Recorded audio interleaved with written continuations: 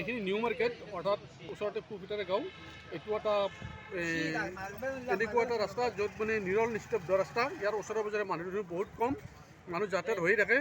এই নিউ মাৰ্কেটত মানে ওচৰতে এই পৰিয়ালটিৰ এখন ই ৰিক্সা ঘৰৰ সন্মুখতে ৰখাই আছিল। পৰিয়ালটিৰ ই ৰিক্সা ঘৰৰ সন্মুখত থৈ ঘৰৰ ভিতৰতে আছিল পৰিয়ালটিৰ তাৰমানে লোকজনে এই ই ৰিক্সাখন চলাই মানে কিবাকৈ তাৰমানে পৰিয়ালটো পুহি আছিল।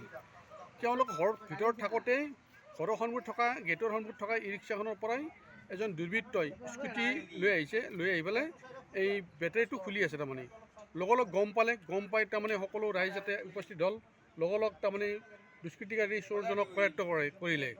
ইতিমধ্যে ৰঙিয়া আৰক্ষী তৰফৰ পৰা আহি তেখেতক চোৰজনক লৈ গ'লে। ইয়াৰ আগতে প্ৰায় 6 মাহমান ধৰি আমাৰ এইটো অঞ্চলত অকল ৰঙিয়া আমাৰ এইটো বুলি নহয়, গোটেই সমগ্ৰ ৰঙিয়া অঞ্চল এই চোৰৰ মানে যিটো উৎপাতে বহুত কঁপাই তুলিছে। তাৰমানে আগতেও বহুত দিন ধৰি পেলাই ই ৰিক্সাৰ বেটাৰী লৈ যায়।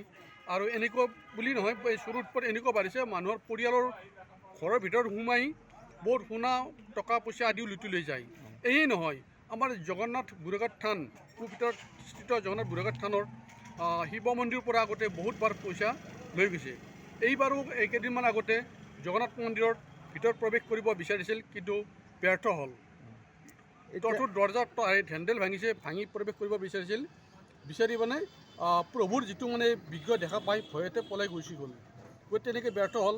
আমি এই চেনেলটোৰ যোগেদি আহ্বান জনাইছোঁ, এনেকৈ আজি এইখন ৰাইজে ধৰিলে তেনেকৈ যদি প্ৰশাসন মহলেও যাতে অলপ তৎপৰতা হয়, ৰাইজৰ ওচৰতো যদি সহযোগিতা আগবঢ়ায়, বহুতখিনি এই দুৰ্বৃত্তবিলাক নিৰ্মূল হৈ যাব। চৰকাৰেও ইয়াৰ ওপৰত গুৰুত্ব আৰোপ কৰিব লাগে অলপ।